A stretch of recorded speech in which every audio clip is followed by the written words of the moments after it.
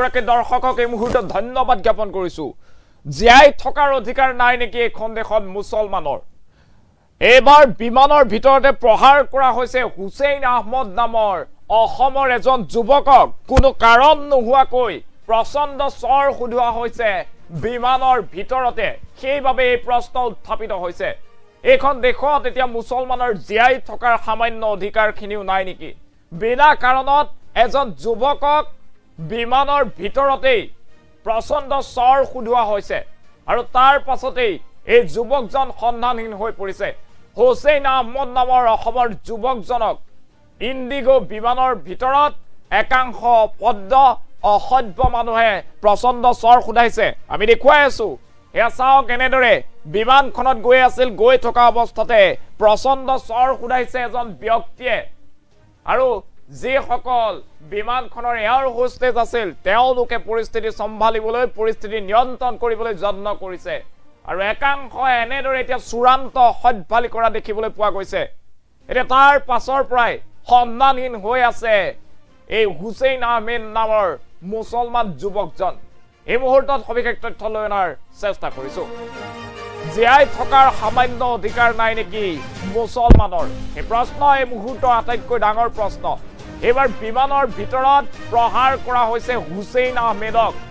কোনো কাৰণ নোহোৱাকৈ প্ৰহাৰ কৰাৰ সাহস কোনে দিছে একাংশ লোকক মুম্বাই কলকাতা বিমানত অসমৰ হুছেইন আহমেদক আক্ৰমণ কৰাৰ ঘটনা সংঘটিত হৈছে ইণ্ডিগো বিমানৰ ভিতৰতে বিনা কাৰণত যুৱকজনক চৰ খুধাইছে সহযাত্ৰীয়ে আৰু মুম্বাইৰ পৰা কলকাতা হৈ শিলচৰলৈ যাত্ৰা কৰিছিল এই বিমানখনে কলকাতা বিমানবন্দৰৰ পৰা নিৰুদ্দেশ হৈ আছে শিলচৰৰ হুছেইন আহমেদ সেইভাবে এই মুহূৰ্তত সেই প্ৰশ্ন উত্থাপিত হৈছে চাওক সেই বিমানখনত কি হৈছিল আচলতে প্ৰকৃত ঘটনাৰ এই দৃশ্যাংশ এই মুহূৰ্তত আমি আপোনালোকক দেখুৱাই আছো এয়া হুছেইন আহমেদ এনেদৰে অন্যান্য যাত্ৰীৰ সৈতে তেওঁ বিমানত উঠি শিলচৰলৈ বুলি আহি আছিল আৰু তেনে অৱস্থাতে এই লোকজনলৈ মন কৰক চশমা পিন্ধা যিজন লোক আছে এয়া হুছেইন আহমেদ এয়া টুপি পিন্ধি আছে হুছেইন আহমেদক এনেদৰে টানি লৈ যোৱা হৈছে আৰু এইজন চশমা পিন্ধা এই লোকজনে অসভ্যালি কৰিছে আৰু হুছেইনৰ গালত প্ৰচণ্ড চৰ খুধাইছে চৰ খুধোৱাৰ পাছতে হাহাকাৰ পৰিস্থিতিৰ সৃষ্টি হৈছে চাওক ভালদৰে মন কৰক একাংশ লোকৰ অসভ্যালি এতিয়া এইখন দেশত এনেদৰে কিয় অত্যাচাৰ কৰা হৈছে মুছলমান হোৱাটোৱে দুখ নেকি হুছেইন আহমেদৰ যাৰ বাবে কোনো দুখ নোহোৱাকৈ এইজন অসভ্য অভদ্ৰ ব্যক্তিয়ে বিমানৰ ভিতৰতে এইজন যুৱকক প্ৰচণ্ড চৰ খুধাইছে আৰু তাৰ পাছতে সন্ধানহীন হৈ আছে বৰ্তমান সময়তো হুছেইন আহমেদৰ পৰিয়ালে আৰক্ষীক ইতিমধ্যে খবৰ দিছে এজাহাৰ দাখিল কৰা হৈছে আৰু হুছেইন আহমেদ বৰ্তমানো সন্ধানহীন হৈ থকাৰ খবৰ লাভ কৰা হৈছে এখন দেশত আচলতে এনে একাংশ লোকক কোনে সাহস প্ৰদান কৰিছে দেশত পুনৰ নোহোৱা নোপোজা এক ভয়ংকৰ ঘটনা সংঘটিত হৈছে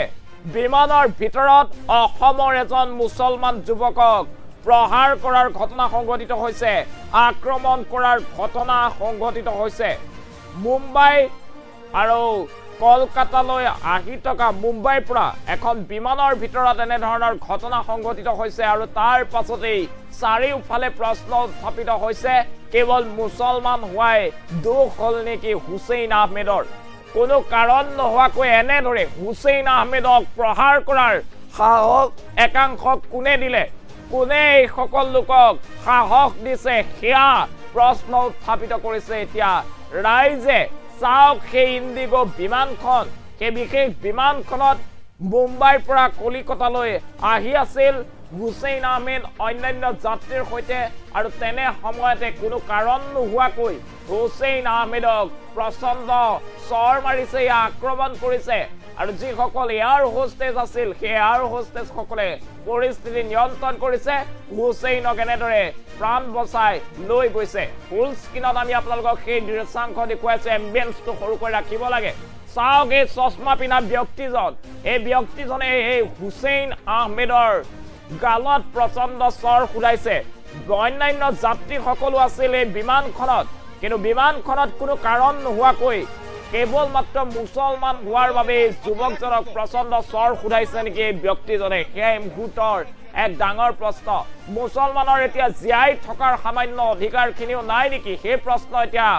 বিভিন্নজনে উত্থাপন কৰিছে যদিহে জীয়াই থকাৰ প্ৰত্যেকৰে অধিকাৰ আছে এইখন দেশত তেনেহলে এনে ধৰণৰ গণতান্ত্ৰিক দেশত এনে ধৰণৰ পৰিৱেশ কিয় হৈছে এনে একাংশক কেতিয়া নাকি লগাব চৰকাৰে কেতিয়া এই সকলক জেল হাজতলৈ প্ৰেৰণ কৰিব আৰু এই সকলক এনে ধৰণৰ সাহস কোনে দিলে সেয়া এই মুহূৰ্তৰ ডাঙৰ প্ৰশ্ন হৈ পৰিছে আমি পুনৰবাৰ জনাই আছো এজন মুছলমান যুৱকক আক্ৰমণ কৰাৰ ঘটনা সংঘটিত হৈছে বিমানৰ ভিতৰতে আক্ৰমণ কৰা হৈছে জীয়াই থকাৰ অধিকাৰ নাই নেকি মুছলমানৰ এইখন দেশত সেয়া এই মুহূৰ্তত ৰাজ্যৰ চৌদিশে প্ৰশ্ন উত্থাপিত হৈছে এইবাৰ বিমানৰ ভিতৰত প্ৰহাৰ কৰা হৈছে হুছেইন আহমেদ নামৰ যুৱকজনক কোনো কাৰণ নোহোৱাকৈ প্ৰহাৰ কৰাৰ সাহস কোনে দিছে এনেদৰে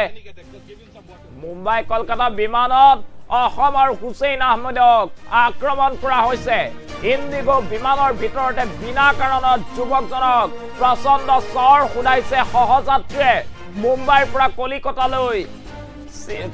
হৈ শিলচৰলৈ যাত্ৰা কৰিছিল এই বিমানখনে আৰু কলকাতা বিমানবন্দৰৰ পৰা নিৰুদ্দেশ হৈ আছে শিলচৰৰ যুৱকজন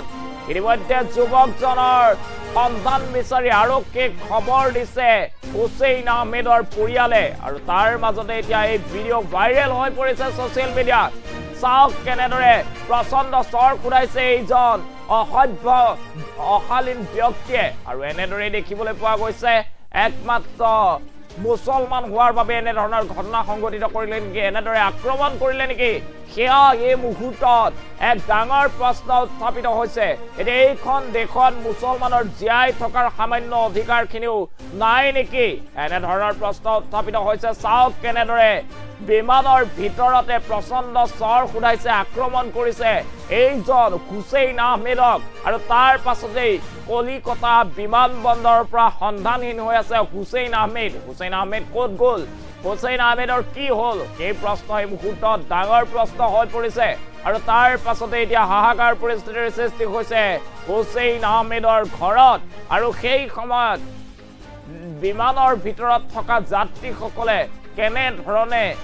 হুছেইন আহমেদৰ লগত কি কাণ্ড সংঘটিত কৰিছিল এই মুহূৰ্তত আমি এম্বিয়েন্সৰ সৈতে ফুল স্ক্ৰীনত সেই দৃশ্যাংশ দেখুৱাবলৈ অনুৰোধ জনাইছো তাৰ পাছত মন্তব্য আছে মন্তব্য শুনাম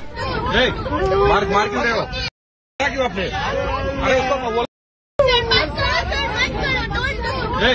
मार क्यों रहे हो मारा क्यों आपने अरे उसको बोलोगे ना आप मारा क्यों उसको तो प्रॉब्लम होगा लेकिन हाथ नहीं उठाना चाहिए था आपको क्यों मारा इसको हाथ क्यों उठाया तुझे हाथ क्यों उठाया प्रॉब्लम सबको हो रहा है हाथ नहीं उठाना चाहिए था तुझे you don't have the right to hit anybody you understand Hey, he's getting a panic attack. Just give him some water. Yes.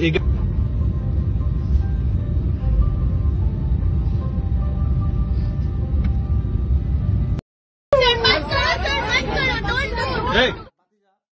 Ahmed Majumdar Mumbai থেকে আওয়ার পথে মুম্বাই এখানে এয়ারপোর্টও গেছে এয়ারপোর্ট থেকে মুম্বাইতে যখন আইসে আওয়ার পরে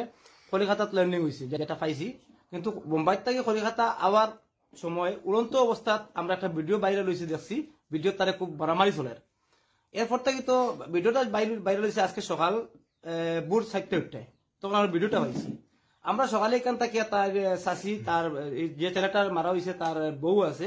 তার বউরে এবং তার ছেলেরে লইয়া এখানে গেছে রিকভারি করার লাগিয়া এখানে গিয়ে ফোনে একটা সময় ল্যান্ডিং হইতো ইন্ডিগো বিমানটা তো ফোনে একটা পর্যন্ত অপেক্ষা করে পাইছি না পাওয়ার পরে তার ভাই এবং তার ছেলে এবং তার বউ আর তার শাশি এজনে গেছেন এয়ারপোর্ট যেখানে খোঁজাখুঁজি চলে বা যেখানে